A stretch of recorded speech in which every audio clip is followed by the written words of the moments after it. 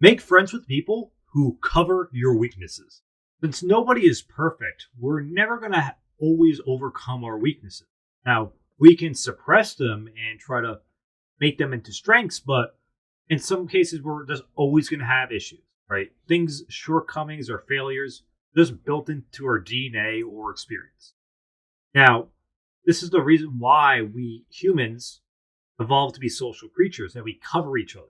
That, one person might be good at hunting, that other person might be good at building houses, or the other one's good at cooking. That's how human civilization evolved.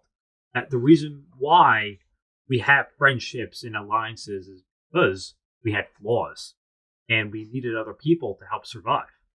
And that allowed everyone to kind of specialize. So we don't all have to be like this perfect unit of jack of all trades.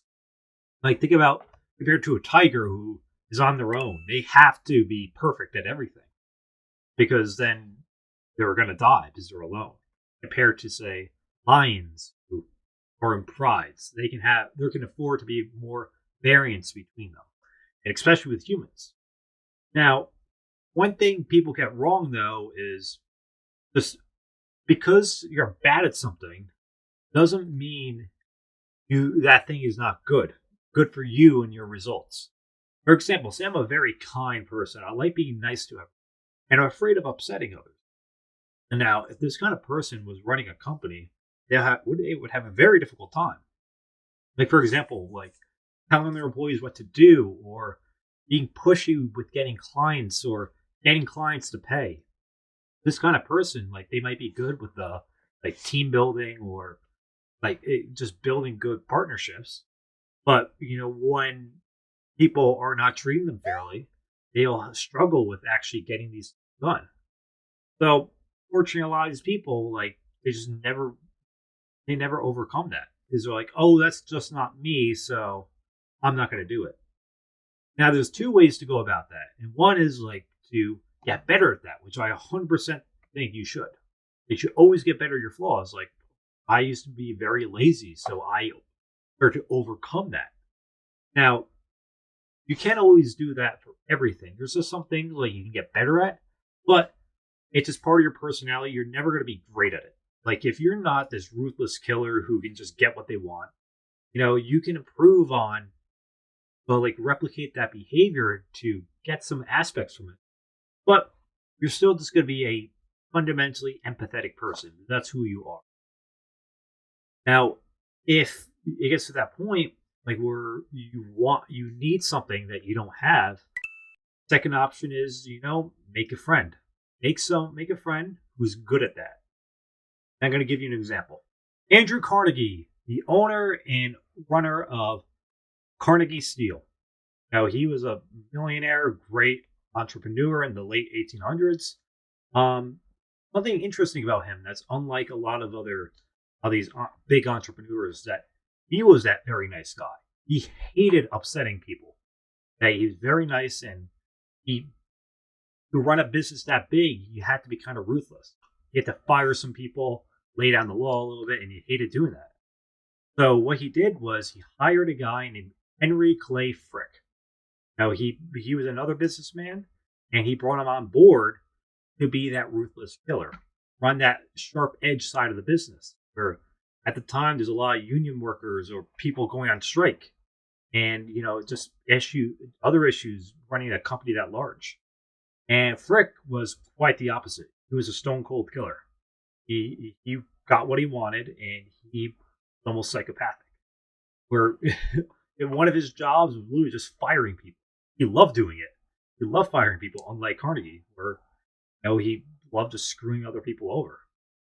And now, one of his flaws was being like that culture guy, where he wasn't a very nice.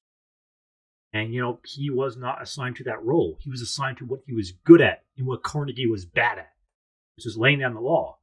Especially when the strikes happened, and literally one of the strike workers, like tried to take his life.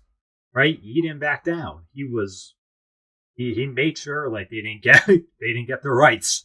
Um, but in looking out for your own interests, right? Sometimes you need to have that friend who will be able to cover you where you are deficient in. Now, like if you're just traveling in a group of people who you have the same beliefs, you have the same qualities, you're going to keep falling down in the rabbit hole, whatever belief system you have. That maybe you're going to be weak, you're going to be too ruthless, you're going to be too lazy, you're going to be too crazy, you're going to be any kind of quality. So you need to build friends or create friends where they have a certain skill set or certain qualities that you lack. Now that could be tangential. That's like why businesses are built. Where or if I'm making a business, I need an accountant, I need a lawyer, I need someone who's a good negotiator, a salesman. So that's how a business really pops up. But for a lot of the say social groups, where sometimes it's having someone who's different than you, that maybe that they're smarter or they're more athletic or they're more creative, or even like if you're all that, they just have different perspectives. They can show you different ways to think about things, understand, and how to live your life. And that's what makes a quality of life. Same thing for interests, having friends with different interests.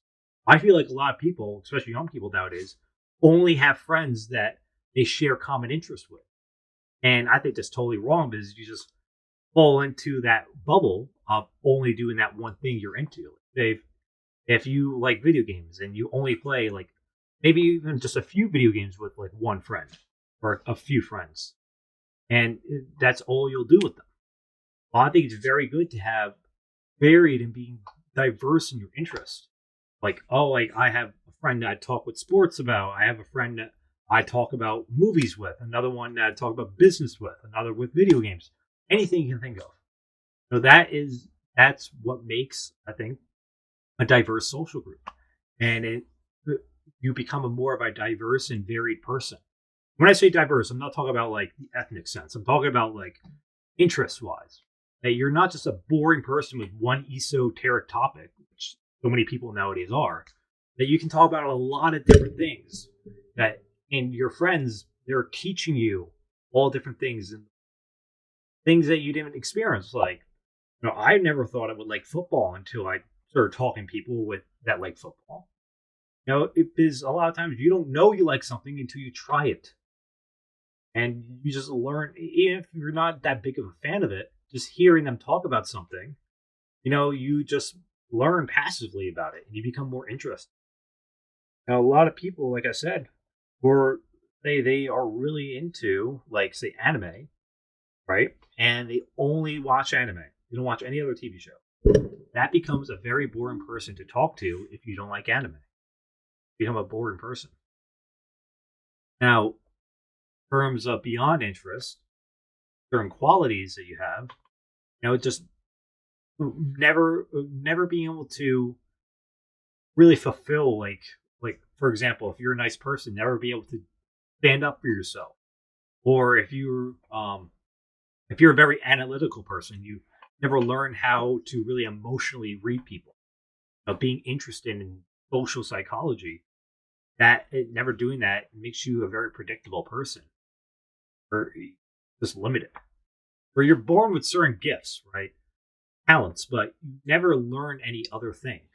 You just stick with what you're good at. I think to become, like I said, a boring person and also very predictable. So by having these friends, not only are they showing you how to be, and they're giving a good demonstration of how to be different, get what you want in different ways, but also too, they just cover you when needed most in those emergencies. Someone that will back you up when things are tight, and will be able to take over when you don't know how to do something. So having those diverse friends, having a varied group of friends or business partners, that is an amazing asset. And that's why people say, your network is your net worth. Thanks for watching.